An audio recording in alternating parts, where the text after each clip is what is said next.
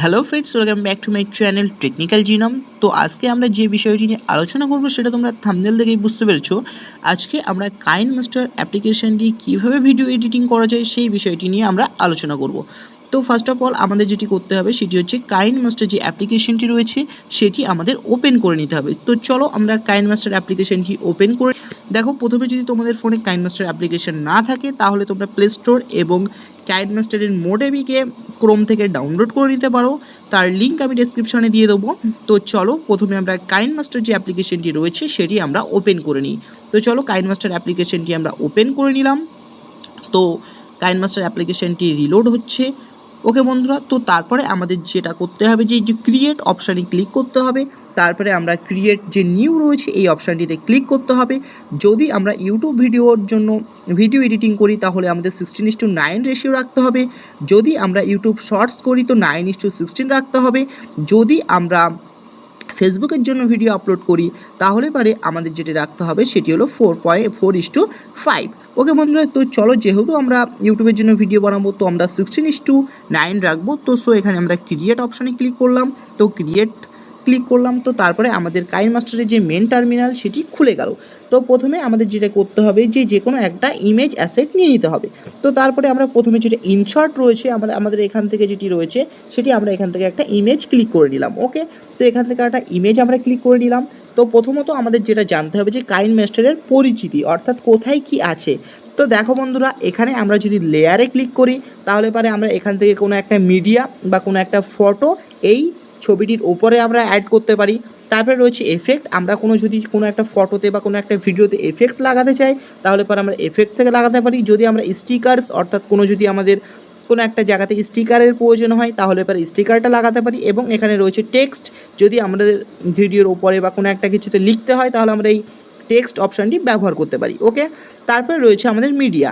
এই মিডিয়াতে যদি আমরা ক্লিক করি তাহলে এই যে মেন যে একটা আমরা ভিডিও ইম্পোর্ট করলাম বা কোনো একটা ছবি ইম্পোর্ট করলাম তার পাশাপাশি আবার একটা ছবি বা ভিডিও ইম্পোর্ট হয়ে যাবে।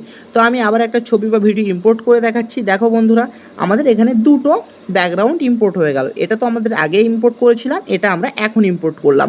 এবারে চলো বন্ধুরা, আমরা এটা যেটাতে আমরা কাজ করব, সাপোজ আমরা এটাতে কিছু লিখতে চাই তাহলে পরে আমরা এটাতে ক্লিক করবার পরে আমরা এখানে কি করতে চাই, আমরা এখানে যদি এটার আমরা জুম করতে চাই তাহলে একটু প্যান অ্যান্ড জুম, এটাতে প্যান অ্যান্ড জুম এই যে আমরা ক্লিক করলাম করে দেখো বন্ধুরা এই যে আমাদের zoom in and zoom out এটা হয়ে থাকবে। ওকে বন্ধুরা, তারপরে আমরা এটাকে ক্লিক করলাম।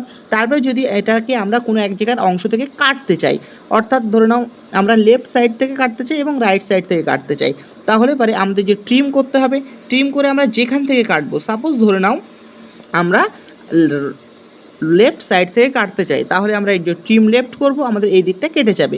এবং আমরা ধরে নাও রাইট সাইড থেকে কাটতে চাই তাহলে এই যে আমাদের টাইম লাইনের যে বারটি রয়েছে এটি রেখে আমরা যে দিকটা কাটতে চাই সেই দিকটা পর্যন্ত এটাকে রাখবো। তো ধরে নাও আমরা আমরা 2 সেকেন্ডের ওই রাইট সাইডটা কাটতে চাই তাহলে টিম রাইট। ওকে, তো টিম রাইট হয়ে গেল। তো এই যে আমাদের কীভাবে ট্রিম করতে হয় এবং স্প্লিট কীভাবে করতে হয়, ধরে নাও আমি এটা দুটো ভাগে ভাগ করব। তো স্প্লিট করবার জন্য আমাদের এটাতে ক্লিক করতে হবে, এই যে ট্রিম অ্যান্ড স্প্লিট, এই যে স্প্লিটে ক্লিক করলাম। দেখো বন্ধুরা, আমাদের এই জায়গাটা দুটো ভাগে ভাগ হয়ে গেল, এই যে স্প্লিট পড়ে গেল এই জায়গাটাতে। তো চলো, এটা হচ্ছে আমাদের ডু অ্যান্ড আনডু বাটন। ঠিক আছে, তো আমরা এটা যদি করি তাহলে দেখো এটা আনডু হবে। দেখো আমরা যেটা কেটেছিলাম আবার রিস্টোর হয়ে গেল। দেখো এটা আমরা কেটেছিলাম আবার এটা রিস্টোর হয়ে গেল। অর্থাৎ হচ্ছে এটা আমাদের ডু, এটা আনডু, এটা হচ্ছে আনডু, এটা হচ্ছে ডু বাটন। ওকে, তো এই পর্যন্ত আমরা বুঝতে পারলাম। তারপরে আমরা যদি এটার উপরে কোনো কিছু লিখতে চাই তাহলে পরে এই যে আমাদের লেয়ারে যেতে হবে, এই যে টেক্সট, ধরে নাও আমাদের চ্যানেলের নাম কি টেকনিক্যাল জিনোম। তো টেকনিক্যাল জিনোমটা লিখলাম। তো টেকনিক্যাল জিনোমটা আমরা এখানে লিখলাম।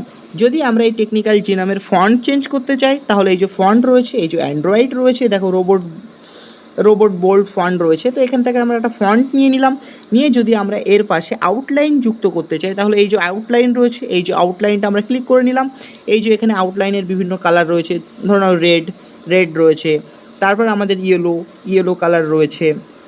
ওকে, আমরা ইয়েলোতে ক্লিক করলাম, ইয়েলো হয়ে গেল। তারপরে দেখো আমাদের এই যে ইন্টেন্সিটি অর্থাৎ আমাদের এই তীব্রতা কমাতে হলে পরে এই যে 100% রয়েছে এটাকে আমরা 30% করে দিলাম। দেখো ইন্টেন্সিটি কমে যাচ্ছে।